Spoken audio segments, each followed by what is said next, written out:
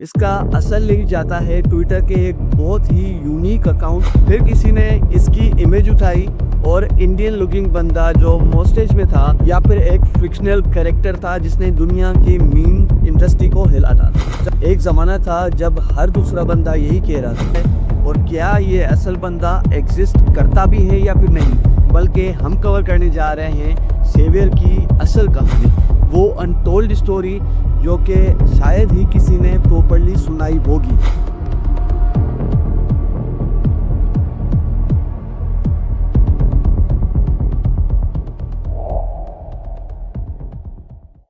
यार तुमने ये ज़रूर सुना होगा कि मैं पार्टी में जा रहा था, सेवियर ने मना किया, या फिर कुछ इस तरह के कमेंट्स आपने हर पोस्ट के नीचे ज़रूर देखी। एक ज़माना था जब हर दूसरा बंदा यही कह रहा था, हर जगह हर प्लेटफॉर्म के ऊपर सेवियर छाया हुआ था। लेकिन ये सेवियर है कौन?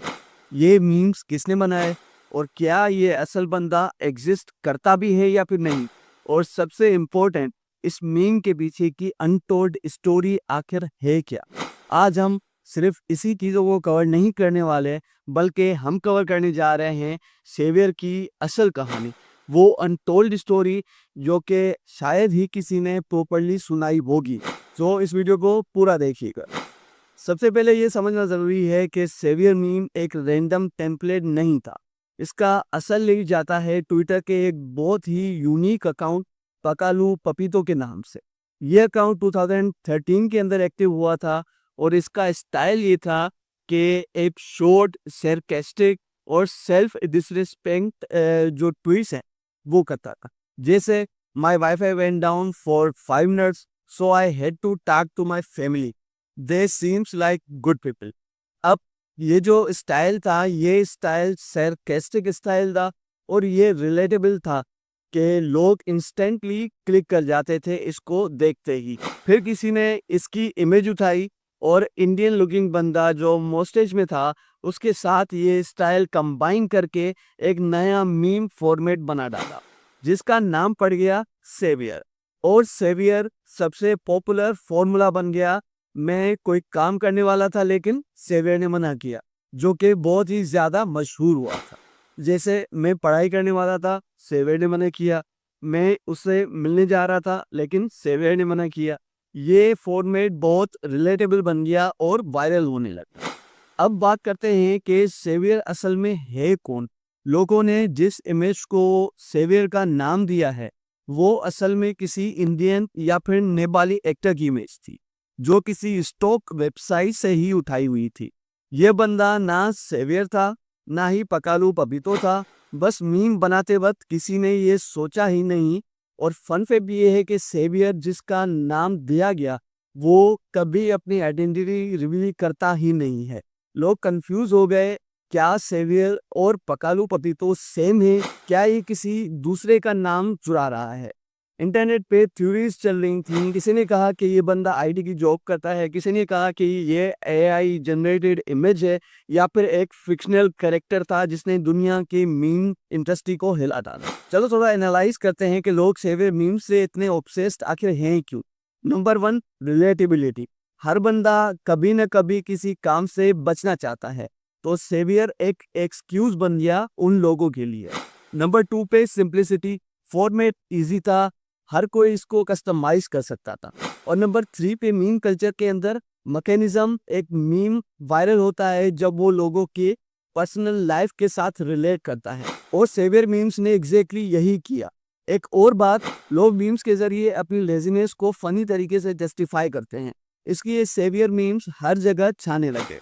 सेवियर की जो पीक पॉपुलैरिटी है वो 2018 से 2020 के दरमियान थी, जहाँ पे फेसबुक, इंस्टाग्राम और हर प्लेटफॉर्म के ऊपर सेवियर छाया हुआ था। सेवियर के नाम से लोगों ने फेक प्रोफाइल्स बना ली, पेजेस बना लिए, जहाँ पे 3 मिलियन तक फॉलोअर्स हो गए। हर सेकंड पोस्ट सेवियर के फॉर्मेट में ही होती थी।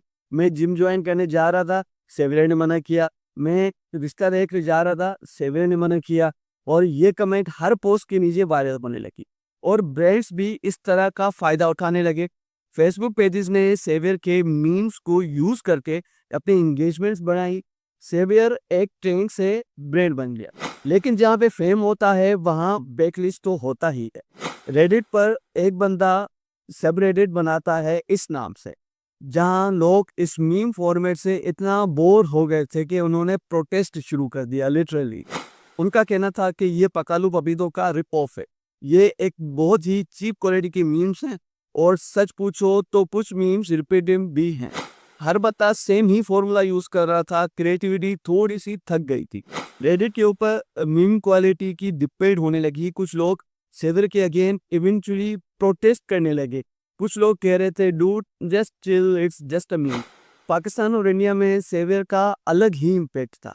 देसी मीम्स में सेवियर फॉर्मूला और भी रिलेटेबल बन गया। जैसा कि अम्मी ने कहा बाजार जाओ, सेवियर ने मना किया। मैं नोट्स लिखने जा रहा था लेकिन सेवियर ने मना किया। बच्चे, स्टूडेंट्स, फ्रीलांसर्स और सब इसको अपनी डेली एक्सक्यूज बनाने लगे। सेवियर उनका स्पोक पर्सन बन चुका था जो कि कुछ भी नहीं करता था। और फिर सेवियर मीम्स टिकटॉक के ऊपर पहुंच गए। टिकटॉकर्स ने वीडियोस वायरल की जहां डायलॉग्स थे कि आज स्कूल नहीं जाऊंगा, सेवियर ने मना किया। एक मीम कल्चर बहुत ही ज्यादा बढ़ गया और हर जगह पे ये छाने लगा, और ये उसकी एक अलग ही पावर थी। आज सेवियर मीम्स इतने फ्रीक्वेंट नहीं हैं, लेकिन उनका इम्पैक्ट रह गया है।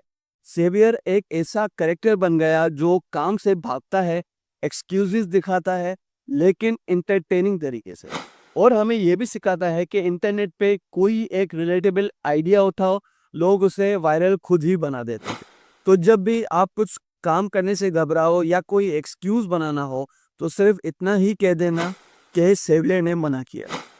अगर वीडियो पसंद आई हो तो लाइक, कमेंट और सब्सक्राइब जरूर करिएगा, और कमेंट में बताओ कि तुम्हारा ये फेवरेट डायलॉग कौन सा है।